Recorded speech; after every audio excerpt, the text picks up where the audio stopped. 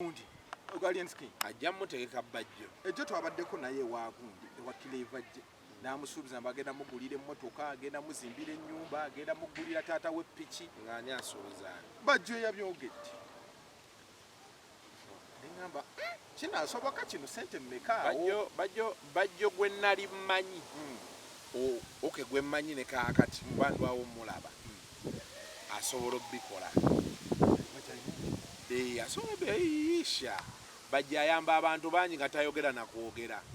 era wayogerera nga ze uwonaga kati mwe muli wano omukola biki asobola okuba nga ayagala obbikola naye asobola ekibuzo ekinene kati ekyo tulina kulinda ne tulaba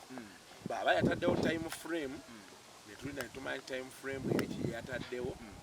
ne tulyoka tukomawo ne tukidiscussinga wano kuko according to you obaddewo okumala ebbanga mu entertainment industry olabe ku bivulu kino kikoze kino kinaakola opima ekivulu kya Clever J gwenga gwe ategese lugogaawo naye kinaabaayo ate nga kyeki kigaana ng'ate n'obulango bwabutadde leero nejjo nagenze ewakaawe nga bali mu rehearsal katulinde because I have mixed feeling about lwaki weebuziza noga nti kinaabayo anti kubanze kati sikitegeera kelevadde sira luyimba lwayina siraba maanyi ge we gali naye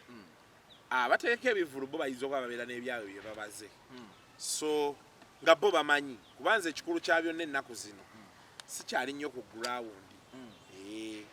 nina bye mmanyi from up here naye movement ya wansi wano sikyagimanyi ge mazima so ayinza okuba omuntu wa wansi ono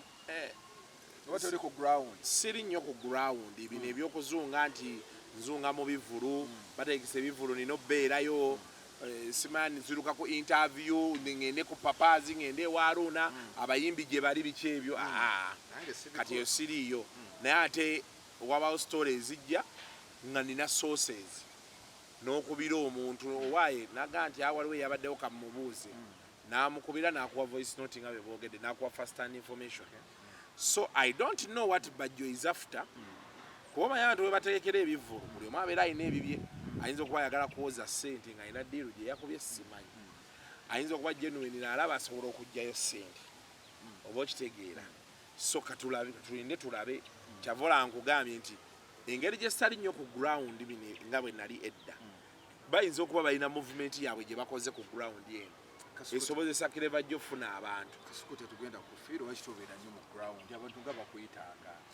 naye bandaba anti kati tegeera nti times have changed n'emyaka gigenze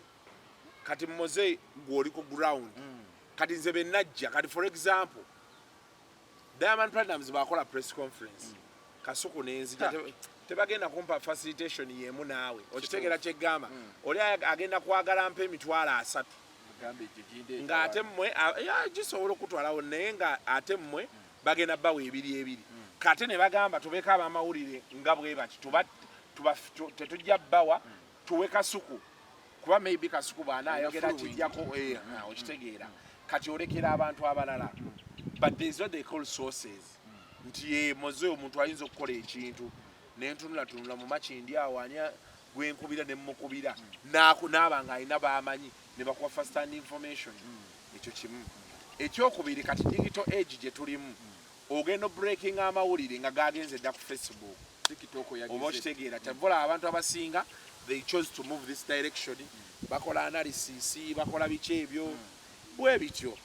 yes okay awo nga tuvuddewo abalungi batambula naffe tubaza okubeera nti mutambula naffe tobeera okubeera nti osubscribinga likinga ate obeere ng'osharinga Mazada Megatron ndine kukuwaza bbanga Kasuku musajja wo ng'agenda ani Kaizi yagenda tekyamutwala gwatera oyogerako Kaizi omulimu gwali gumupiipye kupiipa kyeki ng'akola nnyo sente ze bamuwa ntini ate nga ne babboosi be tebamuyirawo mugongo kimala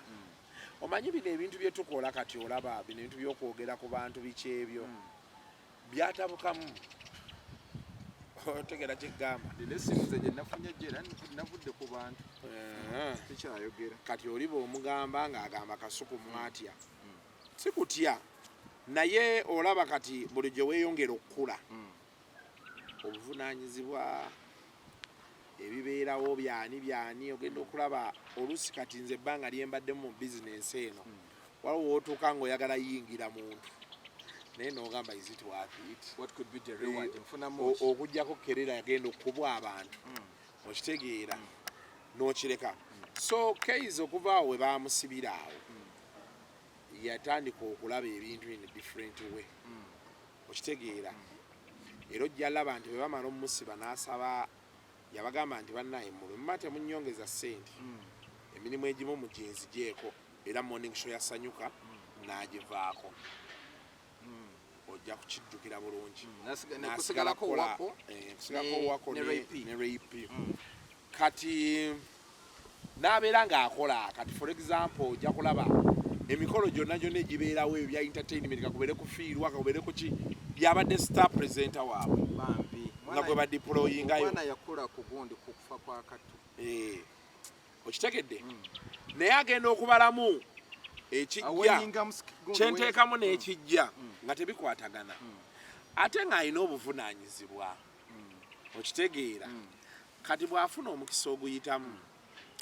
n'ayitamu awantu awo n'afunamu twebanja abagenzeyo kiganyi nalaba gundi yapostinga ka video ng'ali mu kwoza ebintu abantu ne bamuyingira abantu abamuyingira basiru masembe omubi abagezaako mumuyingira embeera okusinziira ku experience yo kiri bakadama bye balimu kati gwe kati kankuwa example kati kankuwa kuvuma abaana abakadama bye balimu era ebyo ebyokwoza ebintu gye bali abanayuganda bava wano n'agenda ng'agenze kukola mu restaurant abamu nga bawaitress bawaita abalala era ebyo byakwoza bintu okitegeera abalala bava wano n'agenda ng'agenze kukola nga mukozi maid kati ate tewali nze omwana yanyumiza obwa maid nembukoowa